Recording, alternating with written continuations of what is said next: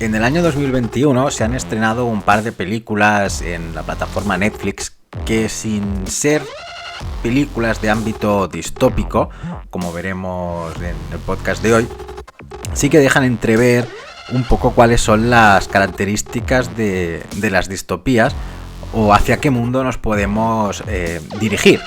En este podcast no voy a hacer una crítica o comentar estas dos películas, sino voy a utilizar estas películas para ejemplificar un poco lo que quiero exponer. Así que muy buenas y bienvenidos y bienvenidas un día más a Desconectando 5.0. Hacía tiempo que no subía contenido al canal, lo he tenido un poco abandonado.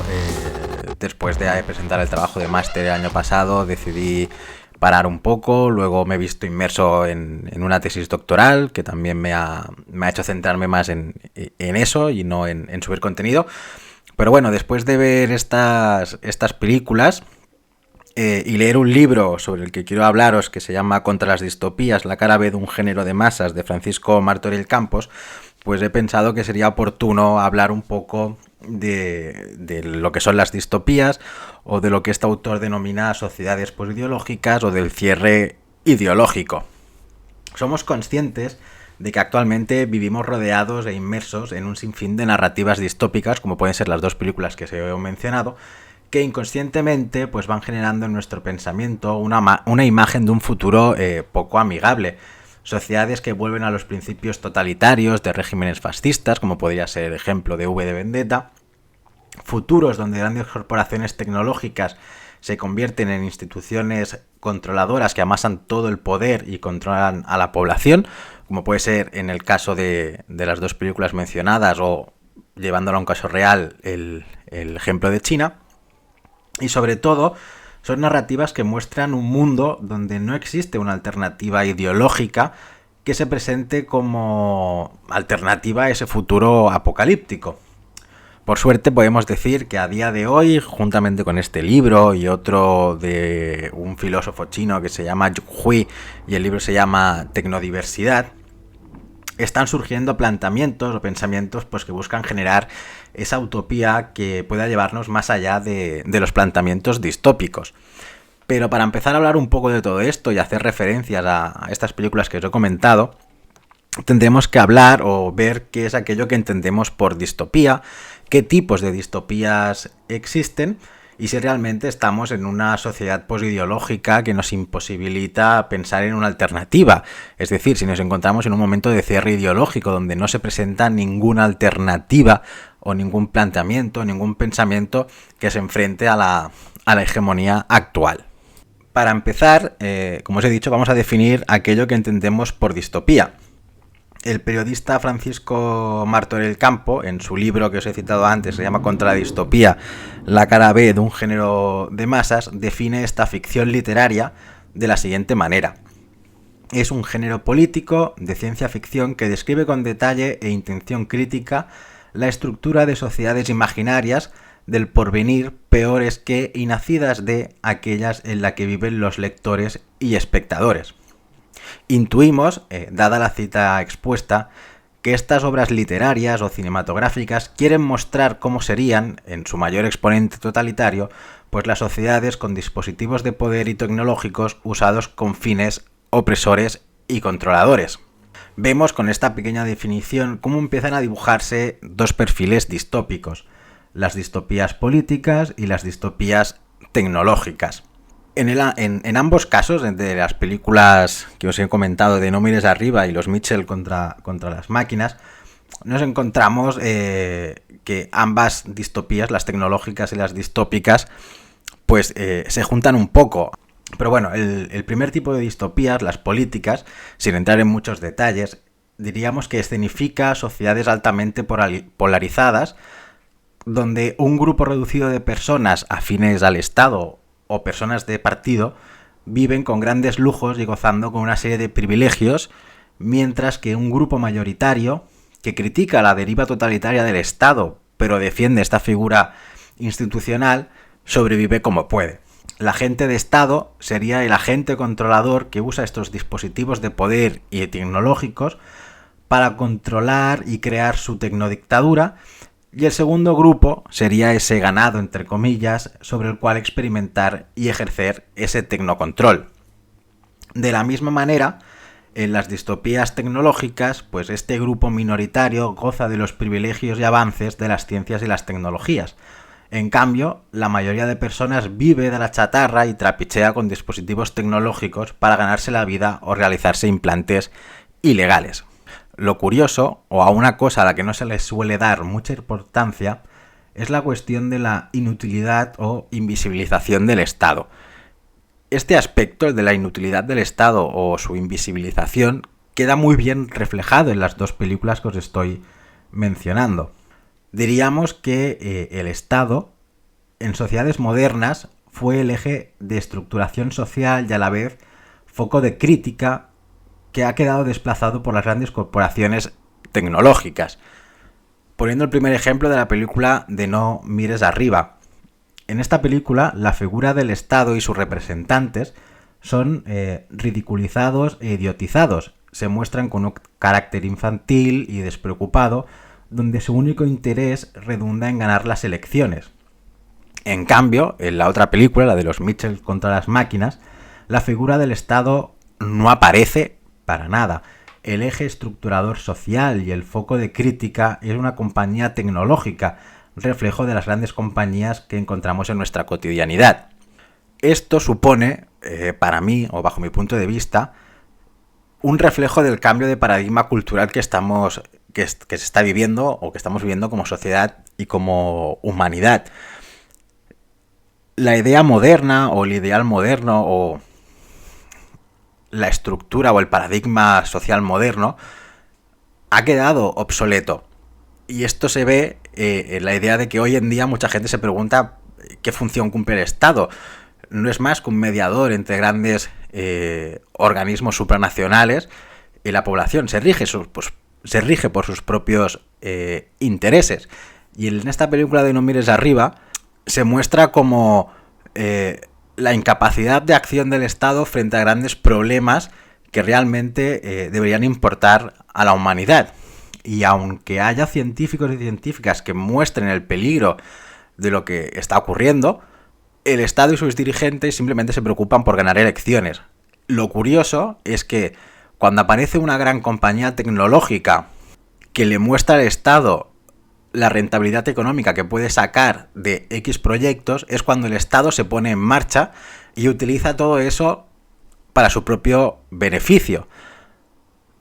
Aquí lo que se ve es cómo la debilidad del Estado o cómo el Estado frente a la pérdida hegemónica de poder se alía con las nuevas fuentes de poder, que en este caso sería esa empresa tecnológica que ha visto, en el caso de la película de No mires arriba, beneficio económico del meteorito que va a caer en la Tierra.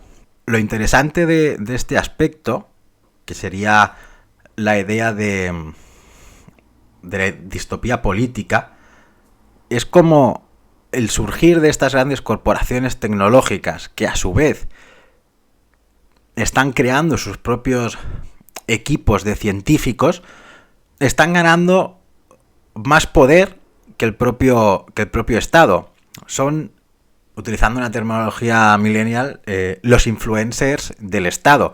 Aquello que dicen estas grandes corporaciones es a lo que el Estado se va a agarrar, es lo que realmente les importa, pero el foco de estructuración ya no es el Estado, es la gran empresa tecnológica. Y esto aún se ve más remarcado directamente en la película de los Mitchell contra las máquinas. Si en la de No mires arriba el Estado o los representantes del Estado son idiotizados, en esta película de animación el Estado o la figura del Estado directamente ni aparece. Como os comentaba, el eje estructurador social y el foco de crítica es esa gran empresa tecnológica que crea tecnologías sin ser consciente de los problemas que esto puede acarrear. Y es cuando se produce la visión de Terminator de que la máquina se rebela contra el ser humano y por lo tanto hay que luchar contra la tecnología y contra la dominación que la tecnología puede ejercer sobre el propio colectivo. Otro detalle importante que aparece en esta segunda película de los Mitchell contra las máquinas es la idea del Internet de las cosas. Hay una escena que está en un gran almacén donde toda la tecnología se rebela contra esta familia o contra la humanidad, porque todo tiene un chip implementado. Y la idea del Internet de las cosas y de tenerlo todo conectado realmente muestra la jerarquía que hay detrás de todo esto. Una gran empresa tecnológica genera un chip que se implanta a diferentes electrodomésticos, a diferentes elementos, lo que se llama el Internet de las cosas, y todo esto en sí va recopilando datos, va haciendo una big data y muestra que la información que antes tenía o podía tener el Estado, recopilar el Estado con sus procedimientos, hoy en día lo tienen estas grandes corporaciones. Quien está estructurando, quien es el nuevo garante del orden social, de la estructuración social, no es el Estado, son las grandes empresas tecnológicas. En resumen, podríamos decir que el Estado ha quedado desplazado y en su lugar está estas grandes corporaciones. Ahora ya no es la gran corporación quien busca el soporte del Estado, sino que será el Estado quien busque estas nuevas alianzas. Y esto supone un cambio, porque ahora la crítica frente al Estado, digamos que no tiene ningún sentido. La crítica contra el Estado tiene que ser también reemplazada frente a la crítica hacia estas corporaciones tecnológicas. No contra la tecnología o la ciencia, sino contra el uso que estas corporaciones le están dando a la ciencia y a la tecnología. Pero volviendo un poco bajo o a las ideas de qué tipos de distopías nos podemos encontrar, aunque ya se han dicho así por encima, diríamos que existen distopías políticas y distopías tecnológicas. En las distopías políticas existe una estructura científica policial o cientificista policial cristalizada en estados totalitarios, oligopolios empresariales o mixturas de ambos agentes que gobiernan la sociedad de una forma autoritaria.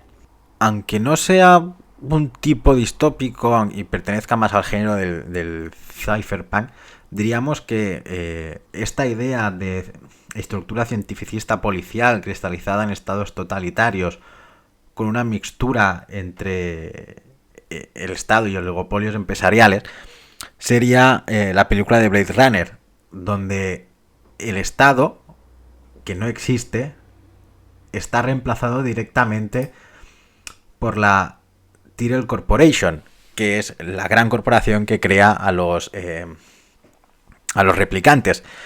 Pero esta gran corporación está cumpliendo la función del Estado, o la función que en una sociedad o en un paradigma moderno haría el Estado. Sin irnos a la ciencia ficción, podemos considerar que China es esta estructura cientificista policial utilizando un Estado totalitario. En cambio, tenemos las distopías tecnológicas, en las que grandes corporaciones tecnológicas, redundando en la palabra, que pueden estar también unidas o no al Estado, manipulan el entorno físico y el organismo humano en nombre del perfeccionamiento. Aquí la película o el anime que podéis ver es tanto Akira como, o más propiamente sería Ghost in the Shell. Con el primer ejemplo, el de las distopías políticas, se pone de manifiesto la racionalidad instrumental propia de la modernidad, pero llevada a un extremo fatídico: el control poblacional por parte del Estado o grandes corporaciones tecnológicas, la datificación del comportamiento y la acción humana, la penalización sobre la diferencia o la búsqueda de la homogeneidad son algunos de los aspectos que rigen esta visión del futuro exagerando el presente. Con el segundo ejemplo, pues se dibuja un futuro dominado por el ideal transhumanista o poshumano. Se presenta un mundo dominado por hibridaciones humano-máquina, donde se dan regeneraciones de cuerpo gracias al potencial de las biotecnologías, como podría ser el caso también del anime o la serie que se ha hecho de Altered Carbon, alimentos generados con tecnología e inteligencias artificiales que interactúan con los humanos, o incluso, como en el caso del anime que os he comentado de Ghost in the Shell, la convivencia entre organismos cibernéticos, que serían máquinas con tejido sintético, y humanos mejorados. En este tipo de distopías, las tecnológicas, se refleja, como ya os he dicho hace un momento, pues un grupo que se beneficia de todo este progreso tecnológico y alaba su uso indiscriminadamente, y otro grupo mayoritario que, aun estando subyugado a las élites o corporaciones, se las apaña de formas diferentes para mejorarse tecnológicamente o vive con tecnologías recicladas. Lo importante, o también lo curioso, es ver que estos ejemplos que se acaban de exponer pues no están muy lejos de la realidad de hoy en día. Hoy, como ya os he comentado, pues existen estados con estructuras cientificista policial o estados que usan la tecnología para garantizar la libertad y luchar contra el crimen. Y todo esto pues plantea los debates sobre la libertad, el control, la privacidad y otros tantos debates que en las ciberculturas, las sociedades de conocimiento o las tecnoculturas se tienen que tener presente. En ambos modelos, el género distópico lo que intenta desmontar es el relato triunfalista de la modernidad, de esa racionalidad instrumental llevada al extremo. Y esta crítica hacia la racionalidad instrumental quizás es la crítica más extendida sobre lo que hoy en día conocemos como sociedades del conocimiento, ciberculturas o tecnoculturas.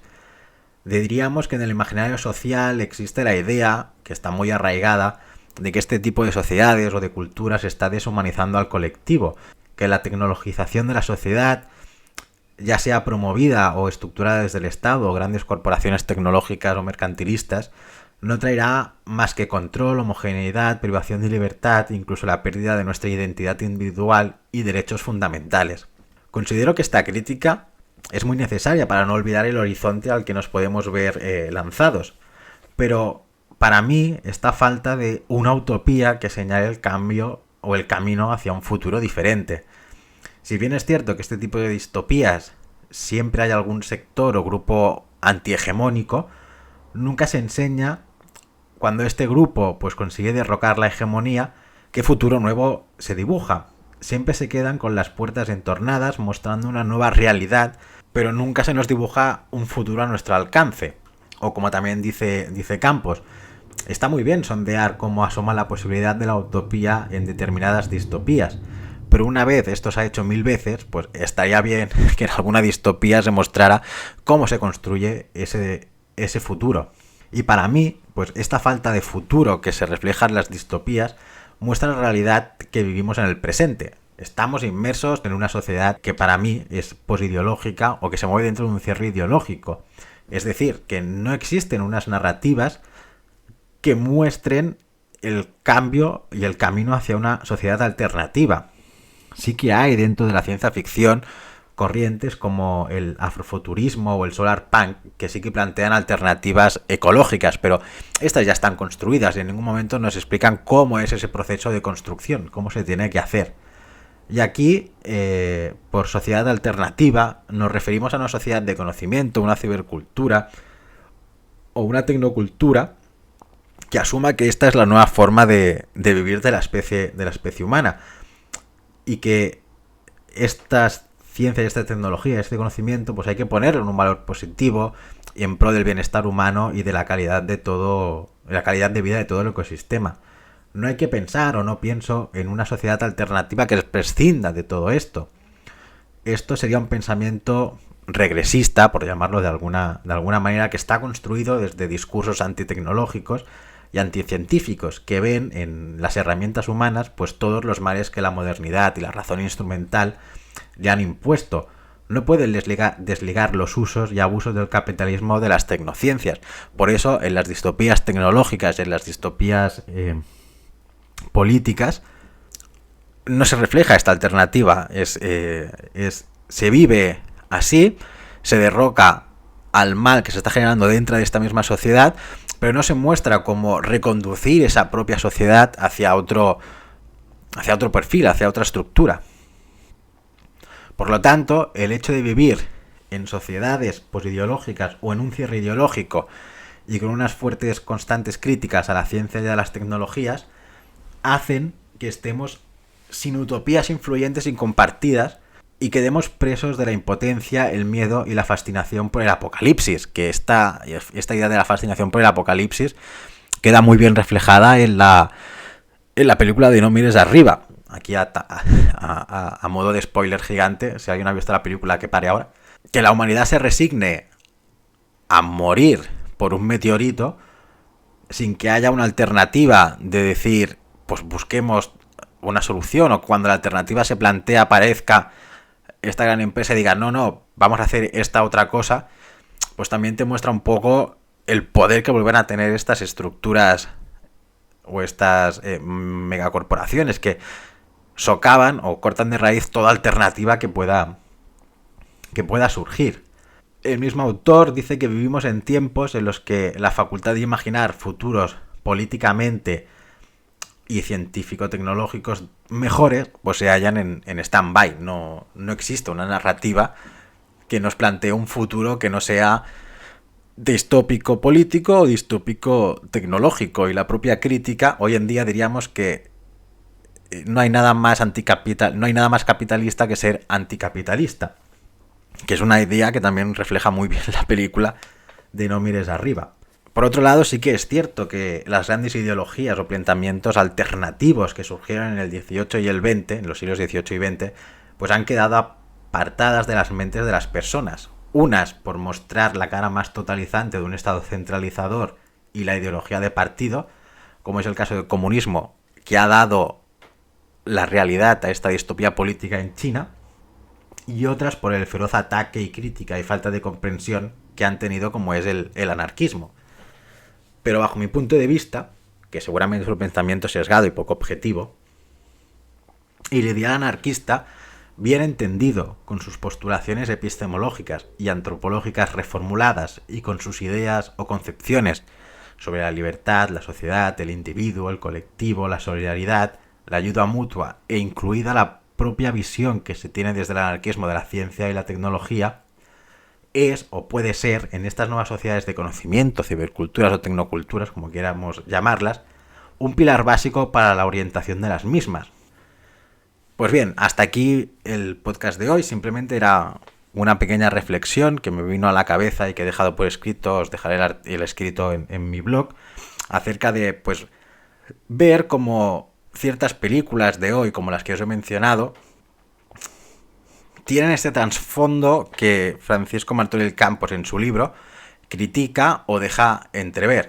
Simplemente es para que empecemos a ver cómo en ciertas películas estos ejes distópicos reflejan la sociedad de hoy, y que también nos pongamos a pensar un poco en cómo construir estas narrativas, estas alternativas a este futuro, para no plantarnos en distopías políticas y en distopías tecnológicas y podamos construir utopías políticas y utopías tecnológicas.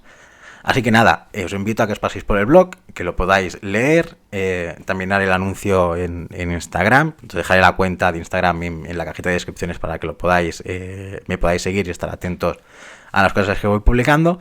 Y nada, como siempre, pues si te gusta le das al like, lo compartes, lo envías a quien lo quieras enviar. Si no lo quieres enviar a nadie, pues nada, es una comunidad libre.